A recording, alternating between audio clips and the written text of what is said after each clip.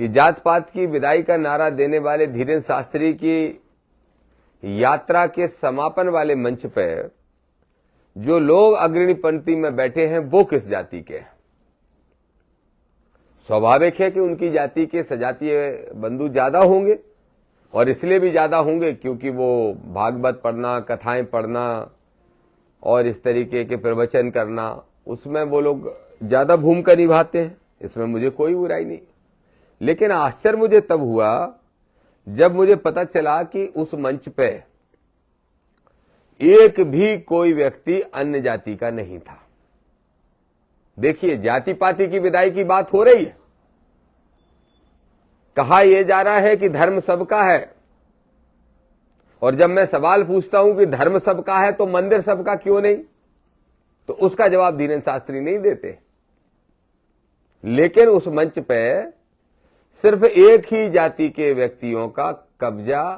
आज के इस मंच पे, धीरेन्द्र शास्त्री के मंच पे, एक भी दलित चेहरा नहीं था। तो बताओ धीरेन्द्र शास्त्री, आप जो हिंदू राष्ट्र बनाना चाहते हो उसमें धर्मगुरु के स्थान पे, कथावाचकों के स्थान पे, या जिनको आप संत कहते हो, जिनको मैं तथाकथित संत कहता हूं, उस स्थान पे किसी दलित का स्थान होगा भी कि नहीं होगा? तो मैं जानना यह चाहता हूं मेरे भाइयों कि वो जो मंच सजा था, उस मंच की जो पहली लाइन थी, जिनका महिमा मंडन एक दूसरे का जो लोग कर रहे थे, वो संत फलाने महाराज जी, फलाने महाराज जी, फलाने महाराज जी, उन महाराजों में कोई SC ST OBC का नहीं हो सकता क्या? क्यों? SC ST और OBC के लोग क्या हिंदू धर्म के नहीं है? क्या आप उनको मुस्लिम मानते हो? ये जो मनु विधान है, जो मनु स्मृति की सोच है, वो आज आपकी मंच पे दिखाई दे रही थी। मनु विधान दिखाई दे रहा था, मनुवादी सोच दिखाई दे रही थी कि एक ही जाति श्रेष्ठ, और उसमें भी लिंग भेद, कि सिर्फ पुरुष ही श्रेष्ठ होंगे, औरतों का स्थान नहीं दिखाई दे रहा था, औरतों का सम्मान नहीं दिखाई दे रहा था। कौन से हिंदू राष्ट्र की बात कर रहे हो धीरेन्द्र शास्त्री? किस समानता की बात कर रहे हो? जरा जवाब दो। और मेरे भाइयों, आप भी तो सोचो, इसका जरा इस्तेमाल करो। दिया है ना इस प्रकृति ने, आपके माँ बाप ने, जरा इसका इस्तेमाल करो। कब तक मूर्ख बनते रहोगे? बुंदेलखंड में कुशवाहा के लड़के को पैर धुला के, मंदिर में ही पैर धुला के उच्च जाति के व्यक्ति के, और पानी पीने के लिए मजबूर किया जाए, तब मुंह छिल जाता है तुम्हारा। कैसे होगी सामाजिक समरसता? कैसे होगी? जाटव को पेशाब चटाई जाती है मंदिर की सीढ़ी पे, बुजुर्ग आदमी को। अटेर की घटना देख लो, कटरे की घटना देख लो। कैसे होगी सामाजिक समरसता? कथा पढ़ने पे यादव को, कुर्मी को, लोधी को, कुशवाहा को, पाल को, और किसको, गुर्जर को भी अपमानित, किस किस को अपमानित करोगे? और फिर कह रहे हो सामाजिक समरसता। सामाजिक समरसता लाना चाहते तो आज मंच पे OBC के भी 4-5 संत बिठालते, SC ST के भी 4-5 संत बिठालते हैं। अच्छे संत, ढंग के, आडंबरी पाखंडी नहीं, ढंग के संत है। बुला लेते हरिगिरि महाराज जी को, बुला लेते प्रेमानंद जी को। नहीं गए ना प्रेमानंद जी? नहीं जाएंगे, ढंग के संत हैं, नहीं जाएंगे। हरिगिरि महाराज जी भी नहीं जाएंगे। ऐसे अनेक संत हैं, SC में भी हैं, ST में भी हैं, नहीं जाएंगे। आपकी आडंबर और पाखंडी मंचों पे आपकी राजनीतिक मंशा को पूरा करने के लिए नहीं जाएंगे। आपके अंदर हिम्मत तो है नहीं। शंकराचार्य जी कह रहे हैं पूरी के कि बीजेपी के एजेंट बन के काम कर रहे हो, उनका जवाब तो दे नहीं पा रहे हो।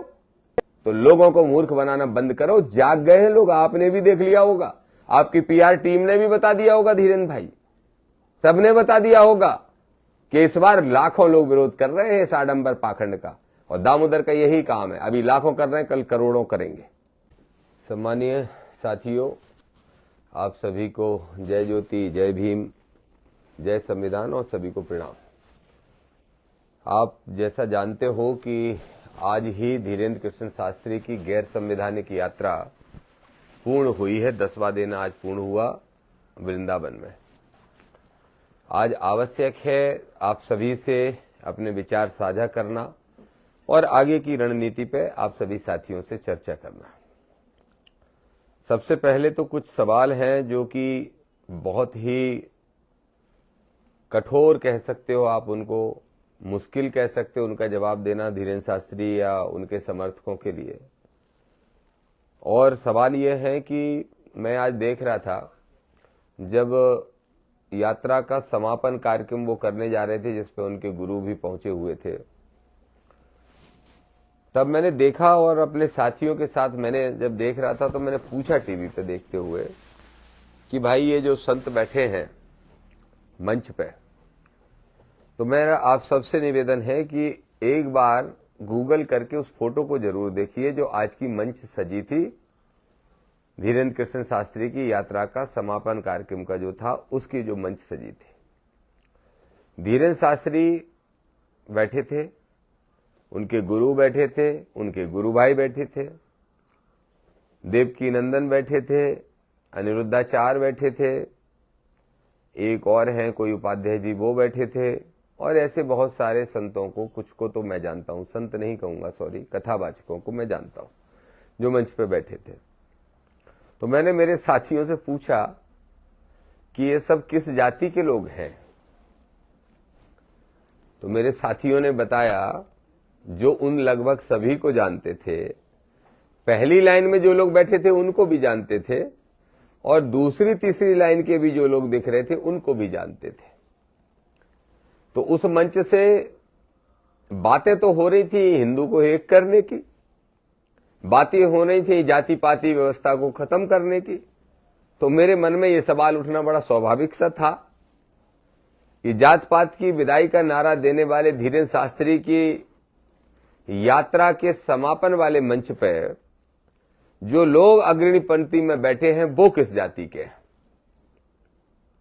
स्वाभाविक है कि उनकी जाति के सजातीय बंधु ज्यादा होंगे, और इसलिए भी ज्यादा होंगे क्योंकि वो भागवत पढ़ना, कथाएं पढ़ना और इस तरीके के प्रवचन करना, उसमें वो लोग ज्यादा भूमिका निभाते हैं। इसमें मुझे कोई बुराई नहीं। लेकिन आश्चर्य मुझे तब हुआ जब मुझे पता चला कि उस मंच पे एक भी कोई व्यक्ति अन्य जाति का नहीं था। देखिए, जाति पाति की विदाई की बात हो रही है, कहा यह जा रहा है कि धर्म सबका है, और जब मैं सवाल पूछता हूं कि धर्म सबका है तो मंदिर सबका क्यों नहीं, तो उसका जवाब धीरेन्द्र शास्त्री नहीं देते। लेकिन उस मंच पे सिर्फ एक ही जाति के व्यक्तियों का कब्जा, एक ही जातियों के व्यक्तियों का एक दूसरे के द्वारा क्या बोलना, उनके तारीफों के पुल बांधना, यह सिद्ध करता है कि जिस धर्म की बात कर रहे हैं, जिस हिंदू राष्ट्र की वो बात कर रहे हैं धीरेन्द्र शास्त्री, वो हिंदू राष्ट्र का चेहरा यही है। पहले मैंने सोचा कोई तो दलित होगा, फिर ढूंढा, जूम कर करके ढूंढा, कोई दलित चेहरा उस मंच पे दिखाई नहीं दिया। सोचिए मेरे भाइयों, आज के इस मंच पे, धीरेन्द्र शास्त्री के मंच पे एक भी दलित चेहरा नहीं था। तो बताओ धीरेन्द्र शास्त्री, आप जो हिंदू राष्ट्र बनाना चाहते हो उसमें धर्मगुरु के स्थान पे, कथावाचकों के स्थान पे, या जिनको आप संत कहते हो, जिनको मैं तथाकथित संत कहता हूं, उस स्थान पे किसी दलित का स्थान होगा भी कि नहीं होगा? फिर मैंने कहा ढूंढो भाइयों, कोई आदिवासी जरूर होगा। तो बहुत जूम जूम करके ढूंढ लिया, लेकिन आदिवासी, जब दलित भाई भी नहीं था तो आदिवासी भाई कहां से होगा? तो आदिवासी भी नहीं मिला। मैंने कहा पिछड़ा वर्ग का तो जरूर होगा, इस देश की 55% आबादी है, कोई यादव होगा, कोई गुर्जर होगा, कोई दांगी होगा, कोई रावत होगा, कोई कुर्मी होगा, कोई पटेल होगा, कोई लोधी होगा, कोई केवट होगा, कोई नाई होगा, नहीं तो कोई कुशवा जरूर होगा, कोई पाल जरूर होगा, कोई साहू जरूर होगा। बहुत ढूंढा भाइयों, छोड़ दो, प्रजापति तो मिलेगा नहीं, बर्मा तो मिलेगा नहीं, पटवा तो मिलेगा नहीं, जाटव तो मिलेगा नहीं, अहिरबार मिलेगा नहीं, महार मिलेगा नहीं, जांगड़ा मिलेगा नहीं, बलाई मिलेगा नहीं, वाल्मीकि मिलेगा नहीं। लेकिन कोई तो मैंने कहा ओबीसी का होगा, पता चला एक भी ओबीसी का नहीं। तो मैं जानना यह चाहता हूं मेरे भाइयों कि वो जो मंच सजा था, उस मंच की जो पहली लाइन थी, जिनका महिमा मंडन एक दूसरे का जो लोग कर रहे थे, वो संत फलाने महाराज जी, फलाने महाराज जी, फलाने महाराज जी, उन महाराजों में कोई एससी एसटी ओबीसी का नहीं हो सकता क्या? क्यों? एससी एसटी और ओबीसी के लोग क्या हिंदू धर्म के नहीं है? क्या आप उनको मुस्लिम मानते हो? क्या मुस्लिम मानते हो? और अगर मुस्लिम नहीं मानते तो क्या ये मानते हो कि इन तीनों ही वर्गों में जो 85% की आबादी का वर्ग है, इनमें कोई संत ही नहीं है ढंग का? कोई नहीं है कथावाचक ढंग का, ना कोई कथावाचक ढंग का, ना कोई संत ढंग का। क्या संदेश देना चाहते हो धीरेन्द्र शास्त्री? आपकी कथनी और करनी में स्पष्ट अंतर दिखाई दे रहा है। कह कुछ रहे हो और करना कुछ और चाहते हो, तो आपका जो हिडन एजेंडा है, छुपा हुआ उद्देश्य, वो निकल के बाहर आ गया, आज ही दिखाई दे गया। मेरे भाइयों, आप जागो, जरा समझो। अगर धीरेन्द्र शास्त्री जी मेरी बात गलत है तो जवाब दे दो, जवाब दे दो अगर मैं गलत हूं तो। एक मेरा सवाल, बड़ा गंभीर सवाल है, उससे भी एक और गंभीर सवाल है। उस मंच पे एक भी साध्वी नहीं थी, जिनको हम साध्वी कहते हैं, आज के कार्यक्रम में। अरे भाई, आज के कार्यक्रम में भी तो जया किशोरी हो सकती थी, वो चित्रलेखा और कौन कौन है, उनमें से कोई तो हो सकता था। तो ये जो मनु विधान है, जो मनुस्मृति की सोच है, वो आज आपकी मंच पे दिखाई दे रही थी। मनु विधान दिखाई दे रहा था, मनुवादी सोच दिखाई दे रही थी कि एक ही जाति श्रेष्ठ, और उसमें भी लिंग भेद, कि सिर्फ पुरुष ही श्रेष्ठ होंगे, औरतों का स्थान नहीं दिखाई दे रहा था, औरतों का सम्मान नहीं दिखाई दे रहा था। कौन से हिंदू राष्ट्र की बात कर रहे हो धीरेन्द्र शास्त्री? किस समानता की बात कर रहे हो? जरा जवाब दो। और मेरे भाइयों, आप भी तो सोचो, इसका जरा इस्तेमाल करो। दिया है ना इस प्रकृति ने, आपके माँ बाप ने, जरा इसका इस्तेमाल करो। कब तक मूर्ख बनते रहोगे? दामोदर सनातन विरोधी, दामोदर धर्म विरोधी, दामोदर राष्ट्रद्रोही, सब कह दिया धीरेन्द्र के चमचों ने। जरा सोचो, संविधानवादी हूं, किसी का विरोधी नहीं, मूर्ख नहीं बनना चाहता। ये जो प्रकृति ने दिमाग दिया है, इसका इस्तेमाल करता हूं। तर्क की कसौटी पे जो बात खरी उतरे, उसी को मानता हूं, और मुझे खुशी है, धन्यवाद दूंगा। बहुत तेजी से परिवर्तन आया है।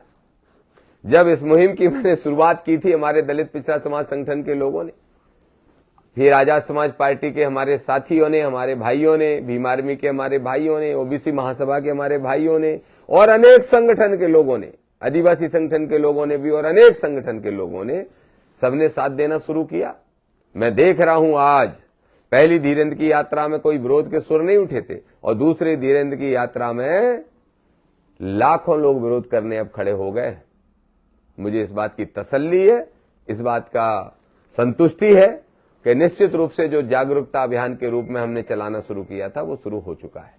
रही बात कोर्ट कचहरी की, मैंने जैसा कहा था कल कि सुप्रीम कोर्ट में कल हमारा प्रयास है कि हमारी PIL दर्ज होके नंबर पे आ जाए, और जरूर इसकी सुनवाई हो जाए। भले ही यात्रा समाप्त हो गई है मेरे भाइयों, मेरे साथियों, लेकिन ऐसे संतों की आडंबर फैलाना, पाखंड फैलाना, अंधविश्वास फैलाना, यह भी एक अपराध है। जाति पाति फैलाना, यह भी एक अपराध है। छुआछूत फैलाना, यह भी एक अपराध है कि किसी धर्म को डराना, दूसरे धर्म को नीचे दिखाना, और सांप्रदायिकता फैलाना, दूसरों को गाली गलौज करते हुए ठटरी बांधने से लेकर दुनिया भर के नक कटा और ये सब बोलना, यह भी एक अपराध है। और फिर दामोदर यादव को जान से मारने की धमकी देना भी एक अपराध है। कि इन सब अपराधों की सजा तो दिलाने के लिए हम गए हैं, और उच्चतम न्यायालय, माननीय उच्चतम न्यायालय गए, जरूर वहां से न्याय मिलेगा। ये कथाएं बैन होंगी, ऐसी कथाएं, और आगे के लिए ऐसी यात्राएं भी बैन होंगी, ये भी मैं स्पष्ट तौर पे आपसे कहना चाहता हूं पूरे विश्वास के साथ। दूसरा एक और विषय है, धीरेन्द्र शास्त्री ने कहा 3.0 की घोषणा करता हूं। परसों नरसों ने बोल दिया था, हमने वीडियो डाला, शायद पहुंच जाता है, देख लेते हैं। तो फिर मैंने कहा था कि हिंदू राष्ट्र बनाने की मांग आपकी गैर संवैधानिक है, अगर इस मांग को छोड़ दोगे तो हम विरोध नहीं करेंगे, नहीं तो अब तो आपकी कथा भी बंद बैन कराएंगे और आपकी अगली यात्रा का राउंड भी चालू नहीं होने देंगे। मुझे तो परसों पता चला था उनके ही कुछ शिष्यों से, खास लोगों से, कि आज यात्रा का प्रोग्राम भी जारी करने वाले हैं। तो फिर क्यों चुप हो गए? क्यों यात्रा का प्रोग्राम जारी नहीं किया? फिर भी ये घोषणा तो आपने करी थी कि आप 3.0 जल्दी से जल्दी शुरू करने वाले हो। आपकी 3.0 अगर संविधान नियम के विपरीत होगी तो उसका विरोध, अब तो हम कोर्ट समय से पहुंच जाएंगे। इस बार तो क्षमा चाहते हैं कि हम लेट हो गए। धीरेन्द्र भाई, आपसे भी क्षमा, हमारे सब साथियों से भी क्षमा कि हमें देर हो गई कोर्ट पहुंचने में। अब देर नहीं होगी, और अब हर हाल में समय से पहुंच के आपकी यात्रा को, गैर संवैधानिक यात्रा को रुकवाएंगे और आपकी उस जुबान को भी बंद कराने का काम उन भाषाओं के लिए करेंगे जिन भाषाओं से आप नियम तोड़ने का रोज काम करते हो, और संतों का अपमान और इस हिंदू धर्म का, सनातन धर्म का जिसकी दुहाई देते हो उसका अपमान करने का काम करते हो, एक संत की गद्दी पे बैठ के, एक व्यास की गद्दी पे बैठ के। ऐसी भाषा किसी व्यास की नहीं होती। एक बात और कहूंगा, देवकी नंदन जी बैठे थे, एक क्या नाम है वो उपाध्याय जी का, इंद्रेश उपाध्याय जी बैठे थे। कल मैंने देखा कि वो भी आई थी, जया किशोरी आई थी, चित्रलेखा जी को भी देखा, सबको देखा, और भी कथावाचक ढंग के बैठे थे। एक दो को छोड़ दिया जाए, फूहड़ लोगों को। कुछ फूहड़ है जो महिलाओं पे ही सवाल खड़े करते हैं, उनके पहनावे पे सवाल खड़े करते हैं, उनके चरित्र पे सवाल खड़े करते हैं। कुछ हैं ऐसे फूहड़ बदतमीज किस्म के कथावाचक, कुछ हैं, और उनको भी लेंगे कानून के घेरे में, उनको भी लेंगे, उनकी कथाओं के आधार पे भी जाएंगे। लिपस्टिक लगा के बैठ के जो कथाएं कर रहे हैं उनको भी घेरेंगे।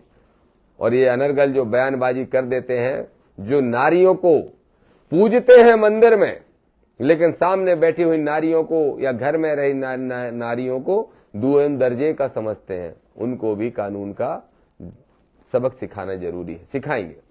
तो मैं एक ही बात कहना चाहता हूं, एक बड़ा सवाल है कि अगर 3.0 करोगे यात्रा की शुरुआत, तो मेरी सुझाव है, मेरे छोटे भाई के नाते, बुंदेलखंडी होने के नाते, 20 साल 22 साल छोटे होने के नाते, मेरे छोटे भाई मान लेता हूं मैं, मेरा बड़ा मन है, इसलिए बड़े मन का हूं व्यक्ति। तो फिर कह रहा हूं धीरेन्द्र शास्त्री, कोई भी गैर संवैधानिक यात्रा अब मत निकालना। ध्यान रखना, मुझे एक टिकट नहीं चाहिए आरटीओ पार्टियों से, मैं किसी लालच में नहीं आता, और भगवान श्री कृष्ण का वंशज कहलाता हूं, इसलिए दबाव में नहीं आता, लड़ता हूं लड़ाई, अंतिम सांस तक लड़ूंगा। और बाबा साहब डॉक्टर भीमराव अंबेडकर का संविधान हमारा कवच है, इस देश की आत्मा है, दामोदर की शक्ति है, वही शक्ति है जो मीडिया वाले आप पूछते हो ना कि क्या ताकत है जिसकी दम पे आप इतना लड़ रहे हो, ये ताकत सच की है, माँ बाप से मिले साहस की है, और बाबा साहब के द्वारा मिले हुए उस संविधान नामी कवच की है, जो हमारी सुरक्षा करेगा और ऐसे लोगों को सबक सिखाएगा।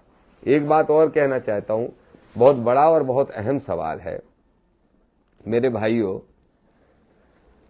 ओबीसी के, SC ST के भाइयों, आपको तो स्थान वहां मिला नहीं, लेकिन मैंने फिर कहा कि चलो SC ST OBC के भाइयों को तो मंच पे नहीं स्थान मिला होगा, जरा देखो कोई क्षत्रिय है, कोई क्षत्रिय बैठा है क्या इन बड़े बाबाओं में, बड़े नामों में, मंच पे मिला है किसी क्षत्रिय को स्थान? मुझे तो कोई नहीं दिखा। मैंने कहा देख लो भाई कोई वैश्य है, कोई नहीं दिखा। मैंने कहा देख लो भाई कोई कायस्थ है, नहीं दिखा। तो किसका ठेका है? हिंदू धर्म का। कौन सा हिंदू धर्म बनाना चाहते हो? कौन सा कौन सा सनातन, कौन सा हिंदू धर्म? ये हिंदू धर्म आप बनाना चाहते हो जो सबका या किसी एक का, सबका या एक जाति का, सबका या एक जाति में भी एक ग्रुप का?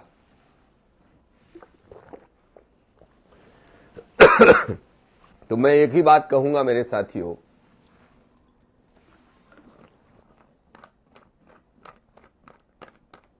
इस पर विचार करो, अपने बच्चों को अच्छा पढ़ाओ और तरक्की के रास्ते पर जाने का प्रयास करें। ये मैं आपसे निवेदन करूंगा। जो आस्था है वो रखो, जिसको मानते हो उसको मानो, लेकिन ये आवाम वावाओं के चक्कर बंद करो, ये अंधविश्वास और आडंबर को बंद करो। अब मैं दूसरे विषय पे आता हूं। धीरेन्द्र शास्त्री जी कह रहे हैं इन्होंने किन संकल्पों को लेकर यात्रा निकाली थी, वो मैं आपसे चर्चा करना चाहता हूं। धीरेन्द्र शास्त्री जी ने यात्रा निकाली और जो संकल्प थे, कहां गए वो संकल्प, मैं जरा ढूंढ रहा हूं। संकल्प जो धीरेन्द्र शास्त्री जी ने लिए हैं उसमें 7 संकल्प है।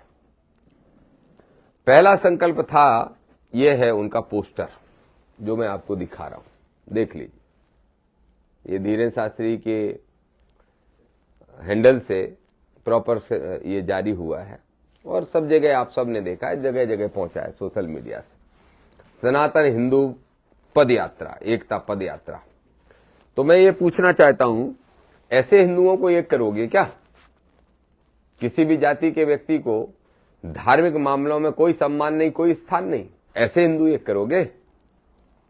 किसका ये देश बनाना चाहते हो? कौन से हिंदुओं का बनाना चाहते हो? 97%, 100% का कि 3% का? ये तो बड़ा सवाल है। सोचो ठाकुर लोगों, आप भी सोचो, आप भी सोचो। मैं तो कहता हूं मानवतावादी ब्राह्मण, आप भी सोचो। ये गैंग बन गए हैं आडंबर और पाखंड के नाम पे लोगों को मूर्ख बनाने के।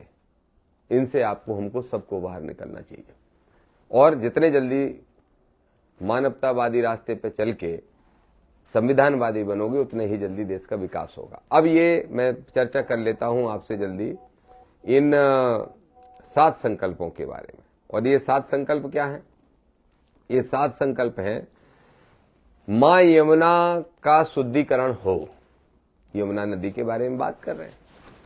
मैं एक ही बात धीरेन्द्र शास्त्री आपसे पूछना चाहता हूं, मां यमुना नदी का शुद्धिकरण कौन करेगा? किसकी सरकार है? आपके योगी की सरकार है ना। तो फिर उसके लिए यात्रा करने की क्या जरूरत थी? सीधे चले जाते लखनऊ, योगी जी से समय लेके, बुलडोजर बाबा से। हाँ, हो सकता है वो आपसे नाराज हो क्योंकि आप कॉम्पिटिटर बनने की कोशिश कर रहे हो, लेकिन हमसे कहते, हम समय दिला देते।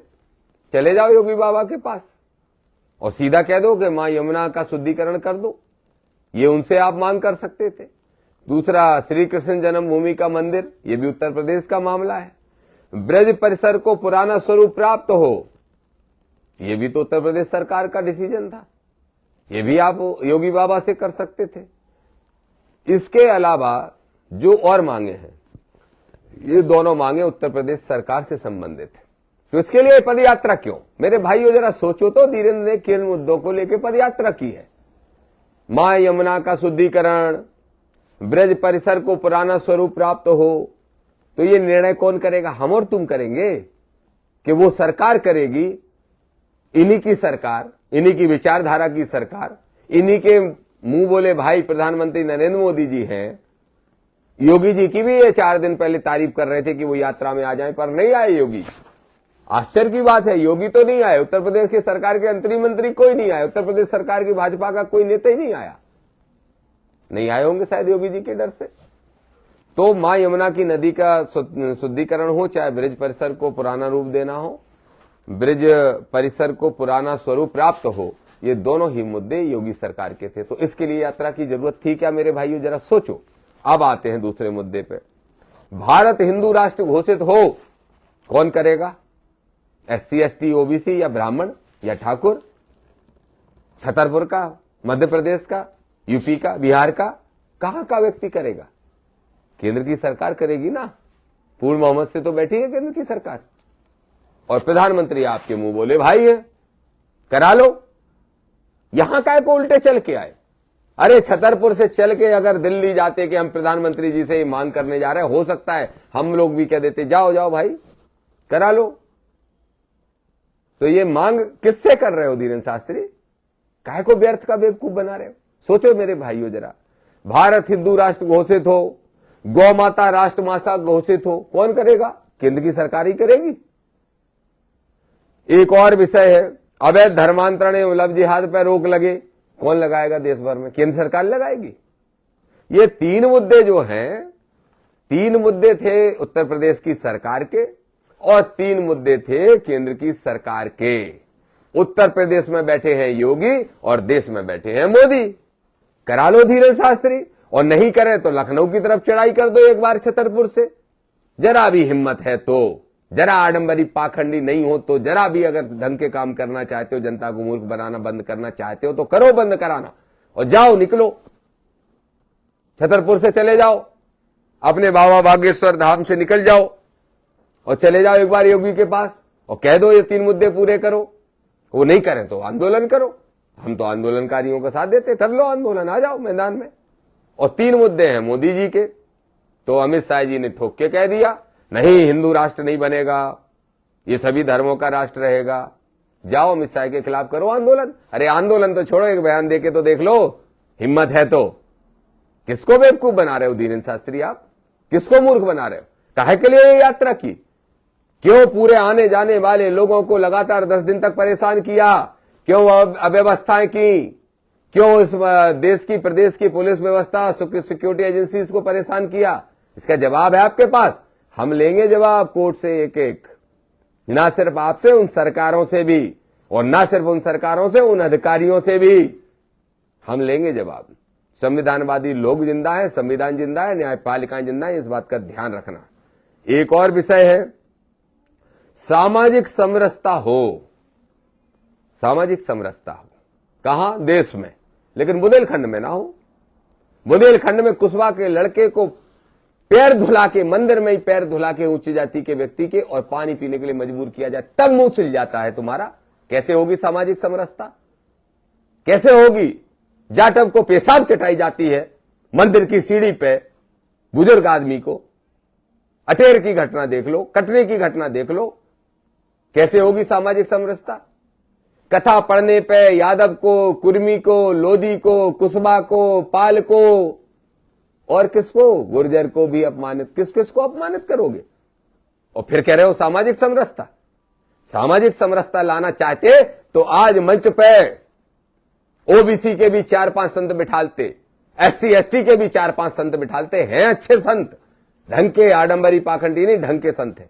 बुला लेते हमारे हरिगिरि महाराज जी को, बुला लेते प्रेमानंद जी को। नहीं गए ना प्रेमानंद जी? नहीं जाएंगे, ढंग के संत हैं, नहीं जाएंगे। हरिगिरि महाराज जी भी नहीं जाएंगे। ऐसे अनेक संत हैं, SC में भी हैं, ST में भी हैं, नहीं जाएंगे।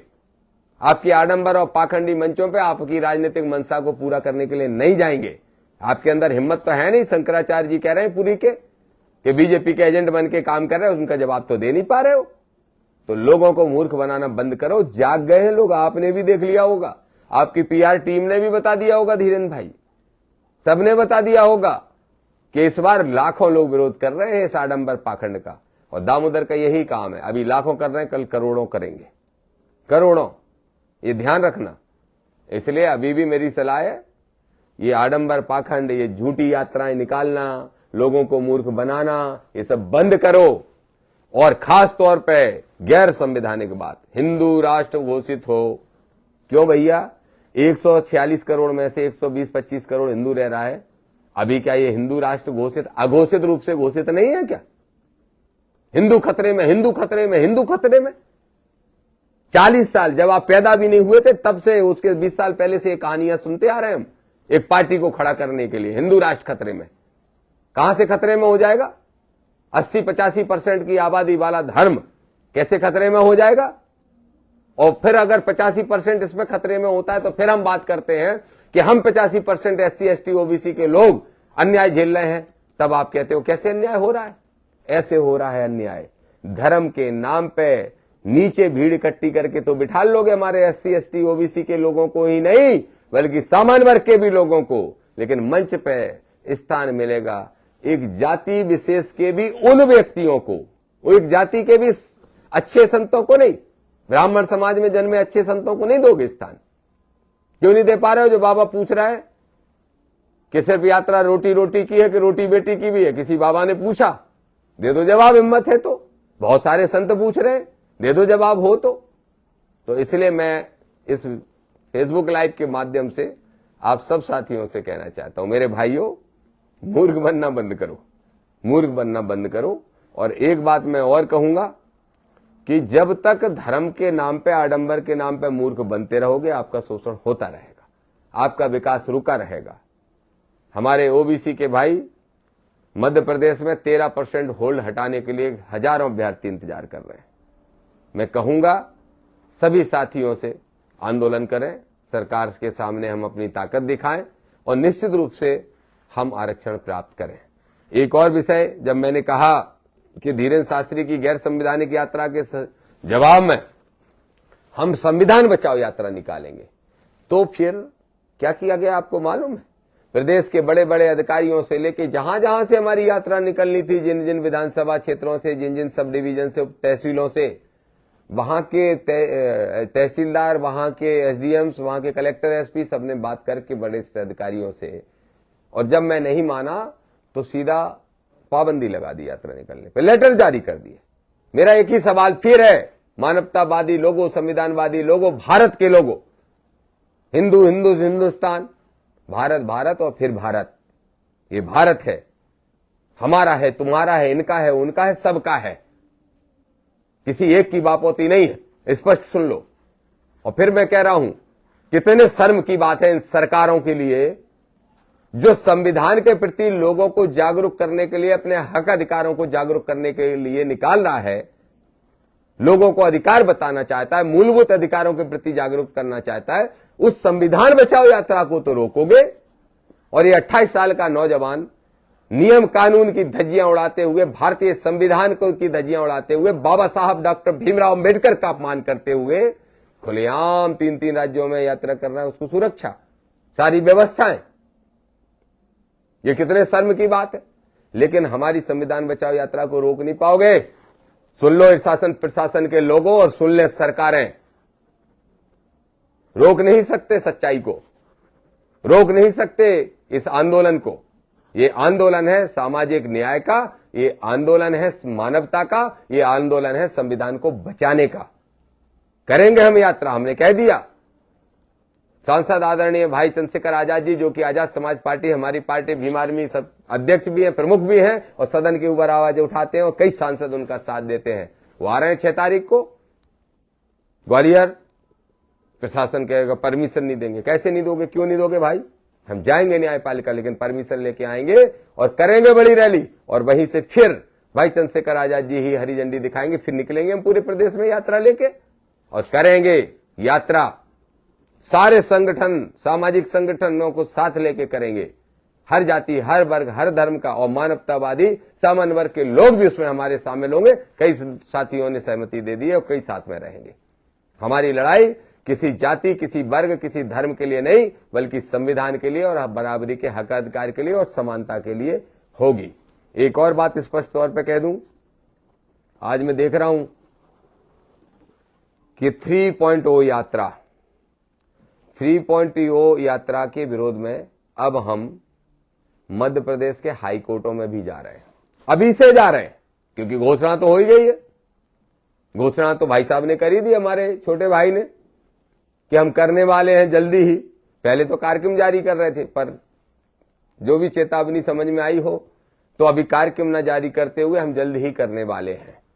तो इस यात्रा के सारे प्रमाण लेके हम जा रहे हैं कोर्ट, और आपकी 3.0 यात्रा भी रुकवाएंगे और आपकी कथाओं के ऐसे वाचन भी रुकवाएंगे जिसमें समाज में दोस्ता फैलती है, वैमनस्यता फैलती है, मानवता के लिए खतरा होता है, और कब संविधान को तोड़ने की बात होती है, गैर कानूनी भाषा का उपयोग आप करते हो, उसको भी रोका जाएगा। इन सब चीजों को लेके हम निकलने वाले हैं। और एक बात और कहूंगा, कल आदरणीय बिरसा मुंडा साहब की जयंती थी, हम लोगों ने मनाई, बहुत सारी बातें हुई, बधाई, शुभकामनाएं, श्रद्धांजलि दी, नमन किया।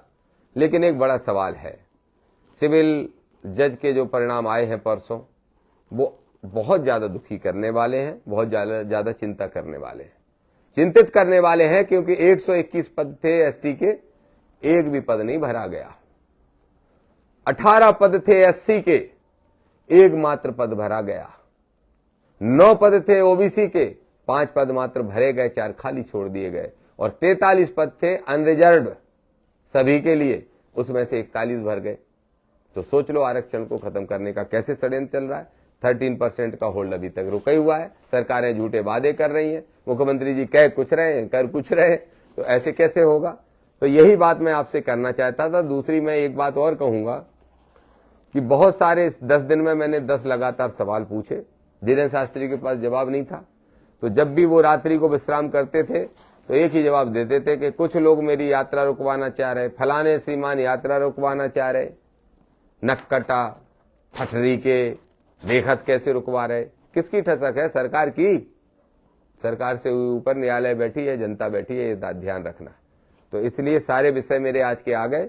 मैं एक बात स्पष्ट तौर पर कह रहा हूं कि हम कोर्ट जा रहे हैं, कोर्ट में लड़ेंगे इस आडंबर, पाखंड और जातंकवाद के खिलाफ। कोर्ट के बाद सड़क पे लड़ेंगे, सड़क के साथ सदन में लड़ेंगे, तैयारी कर ली है। तो इसलिए धीरेन्द्र भाई, आप और आपकी जमात जितने जल्दी आडंबर, पाखंड और जातंकवादी सोच बदल दे उतना अच्छा है, और नहीं बदल दे तो हम लड़ने वाले हैं। न्यायपालिका में भी लड़ाई, सड़कों पे भी संवैधानिक तरीके से लड़ाई, और सदन के अंदर भी लड़ाई, लेकिन इसको समाप्त करके ही मानेंगे। लेकिन मेरे भाइयों सोचो, आज की मंच पे नहीं था कोई एससी का, ना कोई एसटी का, ना कोई ओबीसी का, ना कोई ठाकुर, ना कोई कायस्थ, ना कोई बैस, और चले हैं जाति पाति की विदाई करने। देखो, हिंदू राष्ट्र ऐसा बनाना चाहते हैं। सोचो जरा सोचो। ये जो 7 मांगों को लेके निकले, ये 7 ही मांगे सरकार से पूरी करानी है। सरकार दिल्ली में बैठी है, चल रहे हैं भाई साहब दूसरी तरफ। काहे को मूर्ख बन रहे हो? मूर्ख बनना हम और आप सब बंद करें, आडंबर पाखंड से दूर निकलें, बाहर निकलें, और विकास के रास्ते पर संविधानवादी होते हुए, बाबा साहब का सम्मान करते हुए आगे बढ़ने का काम करें। यही आप सबसे मेरी अपेक्षा है, यही आप सबसे मांग है। आप सबको बहुत बहुत धन्यवाद। आप सबने इतना लंबा समय दिया, मेरे ख्याल से आधा घंटे से अधिक हो गया है, 35-40 मिनट हो गए।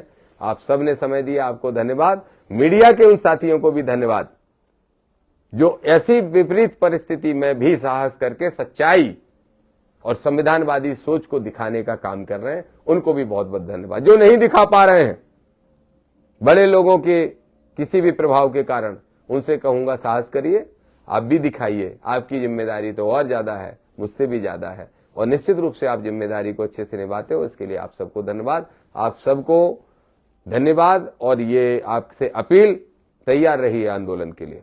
करेंगे, संविधान बचाओ यात्रा भी निकालेंगे, ग्वालियर में रैली भी करेंगे, बाबा साहब का परिनिर्वाण दिवस भी मनाएंगे, संविधान दिवस भी 26 तारीख को मनाएंगे, और इसके साथ साथ जातंकवाद, आडंबर और पाखंड को समाप्त करने के लिए भी आंदोलन लगातार करते रहेंगे।